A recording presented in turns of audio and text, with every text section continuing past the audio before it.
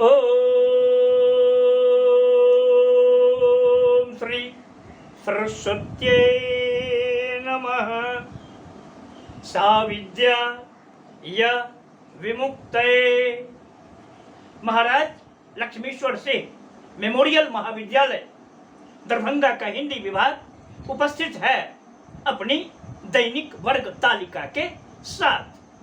आज मैं उपस्थित हूँ स्नातक द्वितीय वर्ष विज्ञान के उन छात्रों के बीच जो राष्ट्रभाषा के अंतर्गत निबंध निकुंज का अध्ययन करते हैं। निबंध निकुंज के पिछले वर्गों में आपने पढ़ा है मोक्षदाता राम और स्वरूप देखिए।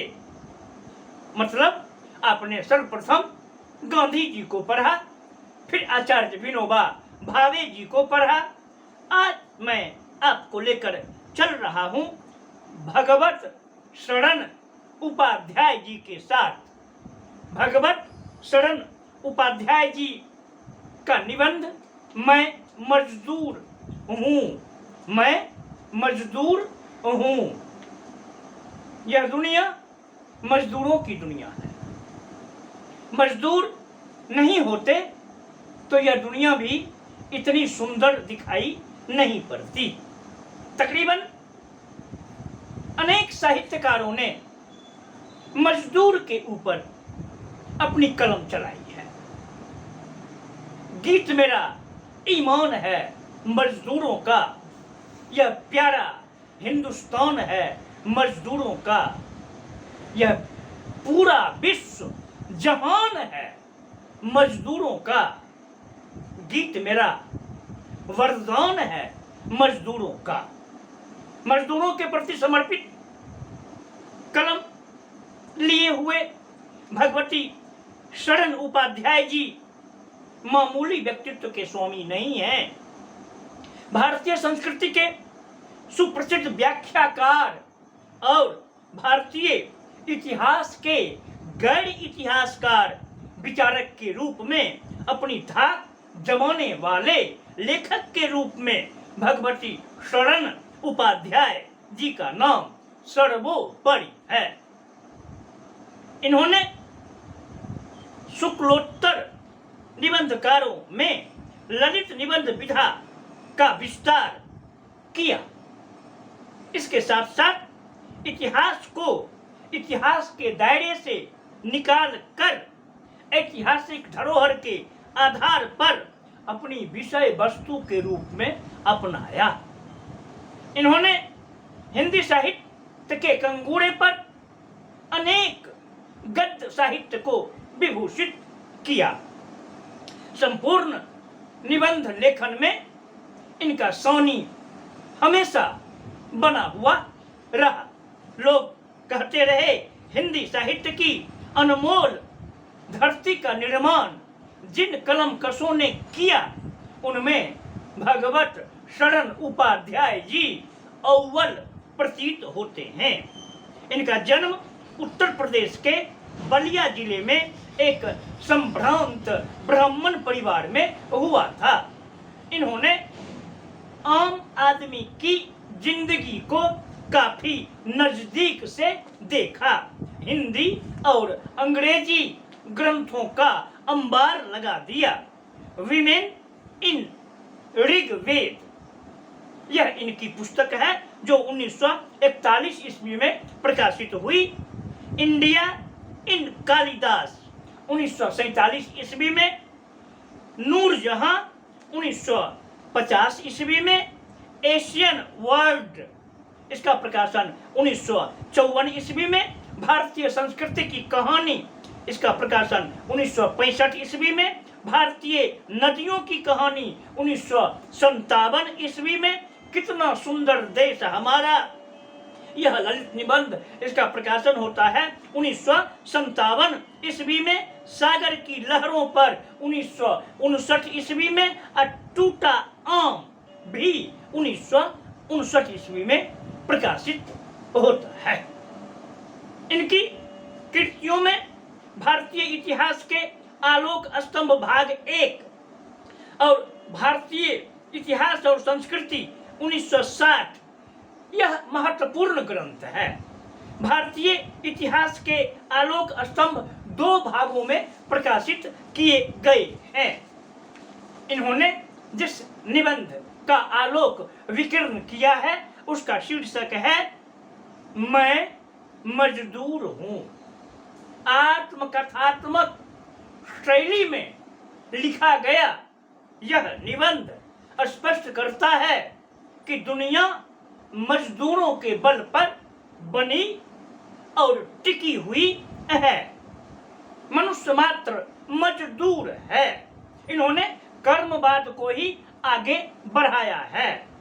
ताते यह चक्की भली पीस का संसार, कबीर की वाणी इनमें निहित प्रतीत होती है। यह जब लिखते हैं कि मनुष्य मजदूर है तब स्पष्ट हो जाता है कि सभी मनुष्य मजदूर ही हैं और जो मजदूरी नहीं कर रहे हैं, किसी की मजदूरी पर अपनी बुलंदी का झंडा कायम किए हुए हैं, वे मनुष्य नहीं है। वे मनुष्य नहीं है। मनुष्य का मतलब है कर्मयोगी। गीता इसी कर्मयोग पर हमें आगे बढ़ाता है। वह तो साफ साफ गीता कहती है कर्मण्येवाधिकारस्ते मा फलेषु कदाचन, कर्म करना ही कर्म है, फल की चिंता करना नहीं है। लेकिन यहाँ जो मजदूर हैं उन्हें फल की भी चिंता करने की आवश्यकता है, क्योंकि मजदूरी ही उनके जीवन यापन का एकमात्र लक्ष्य है। दुर्भाग्य, जहाँ कहीं भी मजदूर हैं वे सही जिंदगी नहीं जी पाते हैं। हम जानते हैं कि सृष्टि का विकास सिर्फ और सिर्फ श्रम के बल पर ही हुआ है। याद कीजिए सृष्टि के नायकों को। तो सृष्टि के नायकों को जब हम देखते हैं तो एक ऐसा नायक भी आता है जो इस पृथ्वी को समतल बनाता है, रहने योग्य बनाता है। यह धरती रहने योग्य थी भी नहीं, ऊबड़ खाबड़ स्थिति इसकी विचित्र थी, लेकिन उन्होंने इस धरती को रहने के लायक बनाया। और देवता आते हैं जो इस धरती को दलदल से निकाल कर बाहर लाते हैं। मतलब दलदल जो पैदा हो चुका था उस दलदल को हटाने का काम भी हमारे युग पुरुषों ने ही किया है।